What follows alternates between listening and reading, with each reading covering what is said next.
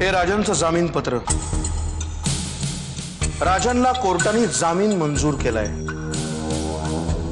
माझा संयम म्हणजे माझा पराभव समजू नका।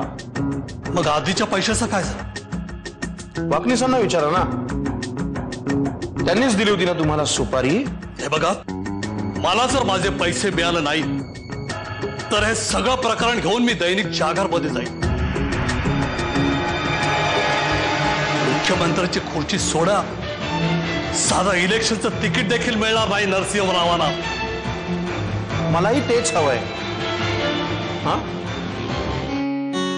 यंदाच्या निवडणुका महाराष्ट्राचा सगळा चेहरा मोहराच बदलून टाकणार हे नक्की। परंतु अटीतटीच्या या लढाईत सत्ताधारी पक्ष सत्ता टिकवण्यात यशस्वी होईल। मुख्यमंत्रीपदाच्या शर्यतीत प्रमुख नाव म्हणून नरसिंह किल्लेदार चर्चेत आहे। आपल्याच गावातील एका 19 वर्षाच्या मुलीला जेव्हा तिच्या होणाऱ्या नवऱ्यानं लग्न मंडपात टाकून दिलं, तेव्हा त्या असहाय्य मुलीचा नरसिंह किल्लेदारांनी स्वीकार करून उद्धारच केला। त्यामुळे त्यांच्या या लग्नाचा त्यांना मिळणाऱ्या मतांवर किती परिणाम होईल हा सर्वत्र उत्सुकतेचा विषय आहे। झालं का समाधान? आता मला क्रिकेट बघू दे। धन्यवाद वामन साहेब। अहो, जे काम आम्हाला जमलं नाही शेवटी तुम्ही ते करून दाखवलं। का वागताय असं माझ्याशी तुम्ही?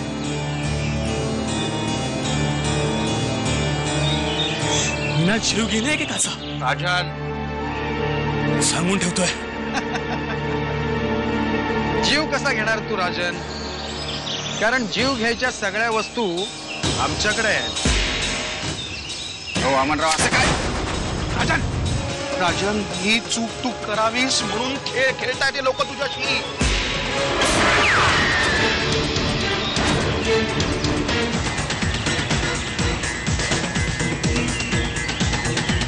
राजन, राजन,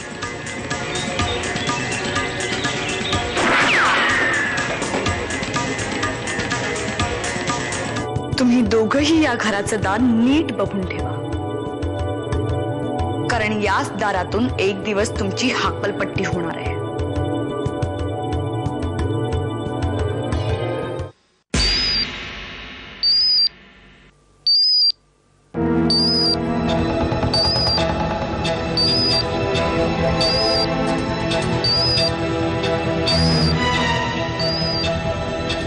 हॅलो,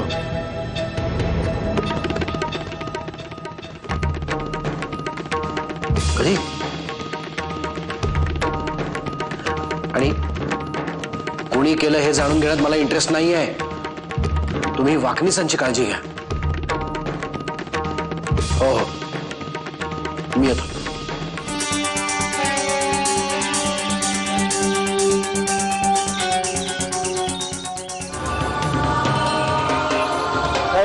थांब रे, बघताय का माझ्याकडे? काय झालेलं नाही मला। ते पिस्तूल एक खोटा, त्या गोळ्या पण खोट्या होत्या। मला का आता स्मशानात घेऊन जाता काय? चला उतरा, दादा पाठला करा।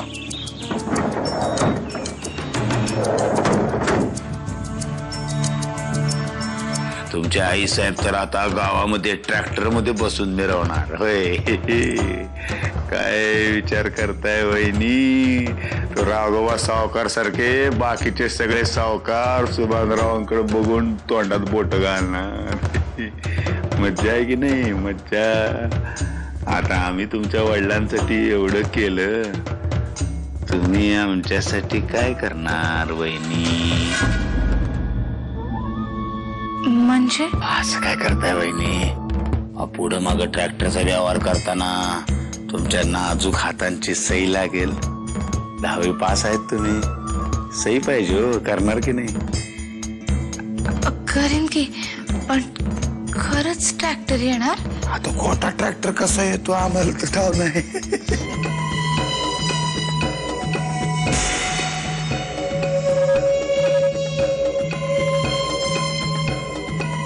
ट्रॅक्टर माझं स्वप्न पूर्ण करणार।